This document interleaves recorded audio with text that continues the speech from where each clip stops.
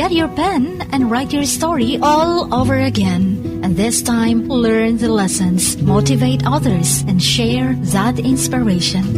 Dear Max FM with DJ Chini. Dear Max FM, itago niyo na lang ako sa pangalang Shamu. Isa akong overseas Filipino worker for 5 years. Habang nasa bansa ako or sa ibang bansa ako, Chin, nakilala ko sa Facebook si Gwen na isang single mom.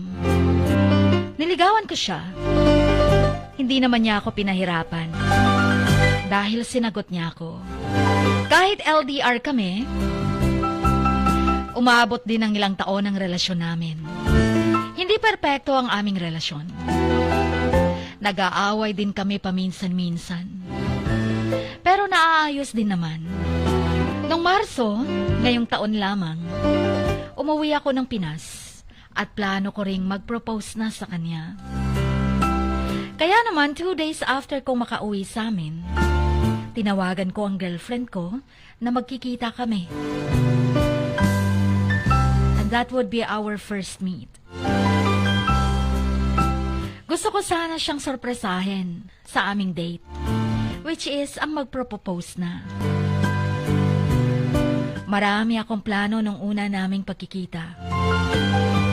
Kumain sa restaurant, manood ng sine, maglakad-lakad sa Jensen Plaza, at saka doon ako magpo-propose. At dahil sa hindi ko inaasahang pangyayari, Chin,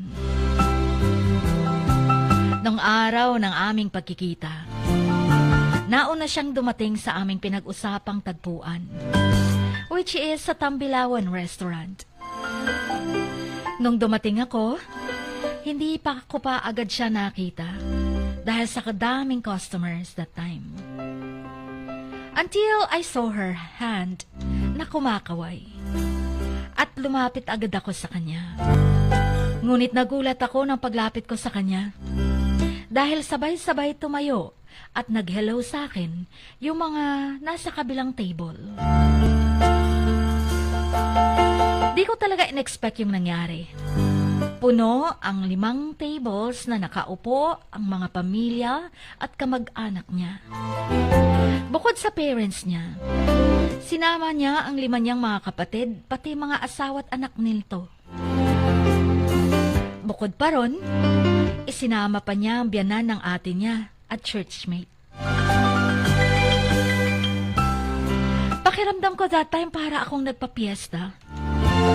Habang kumakain na kami, may nagpaparinig pa na saan na yung chocolates daw nila?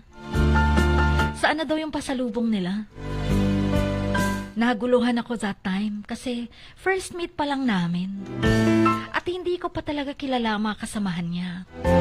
Yung bawat subo ko ng pagkain, kaliwat ka ng mga tanong sa akin. Yung auntie ni Gwen, kasama din. At siya ang pinaka-nailangan ko dahil sa mga tanong nito. Tinanong pa naman ako kung kaya ko na bang buhayin si Gwen at anak niya.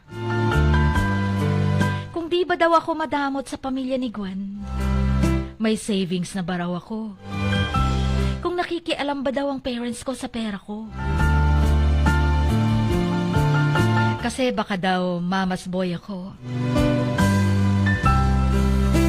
Habang kumakain pa kami, naririnig ko pa yung ibang nagkakwentuhan kung ano ang next na pupuntahan daw after kumain. Nag-mention yun ng asawa ng kapatid ni Gwen na mag-shopping na lang daw sa mall kasi may sale daw. Maya-maya may tumawag sa cellphone ng mama ni Gwen. Nalaman ko na nag-aaral sa Jensen yung bunso nila. At pinapapapunta siya ng mama ni Gwen kung saan kami kumakain kasama ang girlfriend at kaibigan pa nito. Nung narinig ko yon, doon na nagbago ang timpla ng mood ko. Palihim kong denial ang number ng dati kong workmate na nagkataon din na nasa mall siya that time. Dahil Dahil sa ingay ng mga kasama ni Gwen, nag-excuse ako na lalabas muna dahil may tumatawag. Buti na lang, dahil binayaran ko ang lahat ng in-order nila na umabot sa 4,000 pesos plus. Dumiretso ako sa mall at nakipagkita ako sa dati kong workmate. After naming magkape, sumama ako sa kanya sa bahay nila sa Bula. Mga 30 minutes siguro akong after kong umalis sa Tambilawan nang tumawag si Gwen na halatang galit siya sa tono niya. Tinanong niya ako kung saan na daw ako dahil mag-o-order na daw ang bunso nila kasama ang girlfriend nito at friends pa nito. Kaya pinrangka ko na siya. Diretso kong sinabi na bayad na lahat ng nauna naming kinain. At yung sa bunso niya, kasama nito, hindi ko obligado yon dahil di ako ang nag-invite. Mas tinaasan pa ako ng boses ni Gwen. Sobra daw akong mayabang at madamot. Paano na lang kung mag-asawa na raw kami? Kaya sinabihan ko siya kung ganito pala yung mindset mo na para akong gawin mong sugar daddy, mas mabuting maghiwalay na lang tayo. Dahil medyo pareho na kaming galit chin sa isa't isa, binabaan ko na lang siya ng tawag. Nakita ko na lang ang mga post ni Gwen na puro pamamahiya sa akin. Sinabi pa niyang ang lakas ng loob kong manligaw ng single mom, pero ayaw kong sumuporta sa kanila. Tapos gumagawa siya ng mga dummy accounts at nagko-comment doon sa mismong post niya. Kunwari, kilala ako. Kunwari, isa rin sila sa biktima ko. Kunwari, dati akong jowa. Gustong ipamukha ni Gwen na kaya niya akong sirain. Gusto niya akong ipahiya dahil napahiya siya sa ginawa ko nung iniwang ko sila. Chin, mga kamaks, sumusobra ba talaga ako sa ginawa ko? Mali ba yung ginawa kong pag-iwan sa kanila?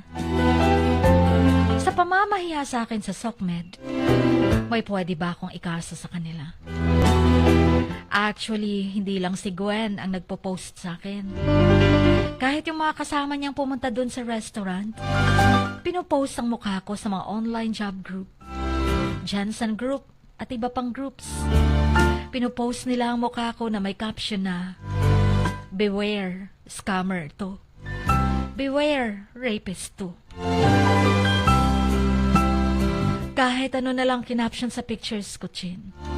Sana'y mapayuhan niyo ako kung ano bang dapat kong gawin. Hanggang dito na lamang. And please play my requested songs na lang. Simula at Bagong Umaga. Ang inyong kamaks, Shamo.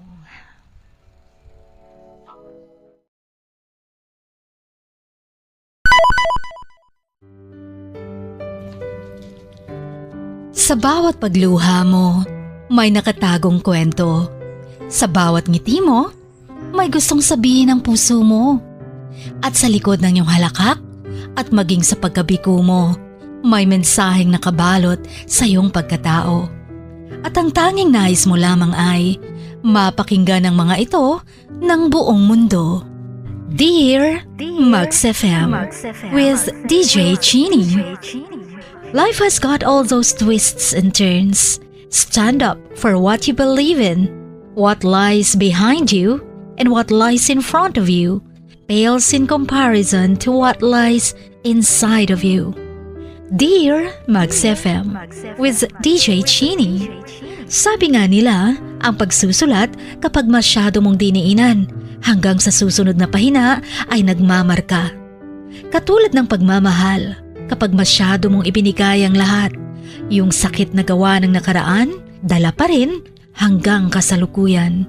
Dear Max FM, you own your story and you are the author of your own book of life. Don't let others write your script, but let others hear your story and make them inspired. Kaya sumulat na, maging bahagi ng aming programa, Dear Max FM with DJ Chini, tuwing Lunes hanggang Biyernes, 1:00 hanggang 3:00 ng hapon sa Max News FM Sock Sargent. Love, life, and lessons from the past. Only at Dear Mugs FM with DJ Chin.